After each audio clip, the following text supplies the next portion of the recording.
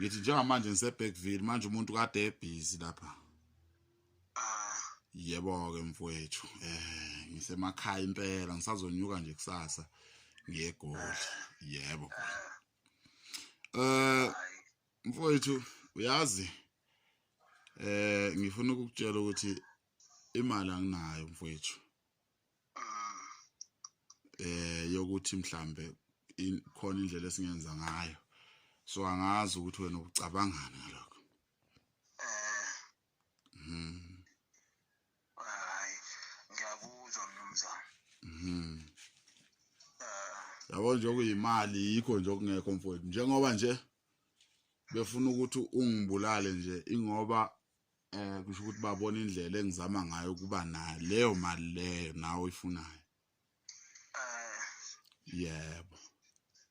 Hayi ngiyakuzwa mina ndoda ngoba ngikhulumile nawe naqala ukuthi phela uyazi ukuthi umuntu uba nomona ngayo yonke indlela. Yebo. Ngase ngithi ngoba phela singabantu abamnyama ngeke sicindezelane ngeke ngisho ukuthi ngoba bethi bangithembise lento senze ukuthi mina ngizokwenza kanje kuwena. Mina ngifuna ukuthi lidlule kule nkinga kuyo yonke ubone ukuthi sisizana kanjani.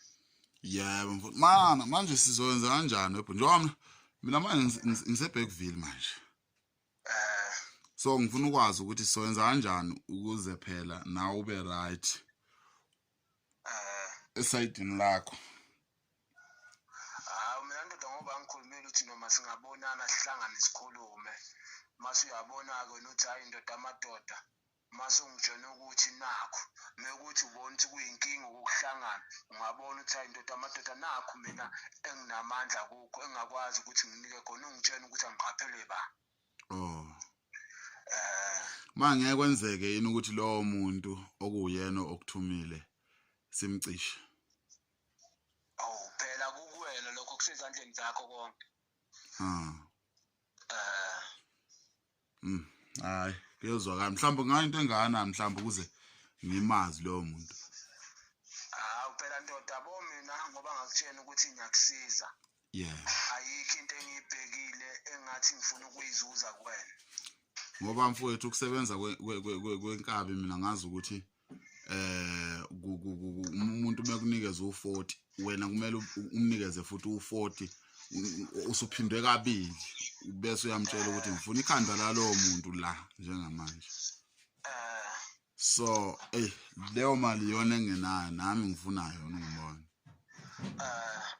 Yabo mina yabo nje kube kuthiwa kuya ngami bengizosho ukuthi ngoba imali ingekho awuwenze lo msebenzi ukuze phela nawe ulala udlile nezingane. Ngoba mfowethu akukho engizokwenza njengoba ngiseBackville kodwa ukuhlala ngiseProtea Glen eGoli e16.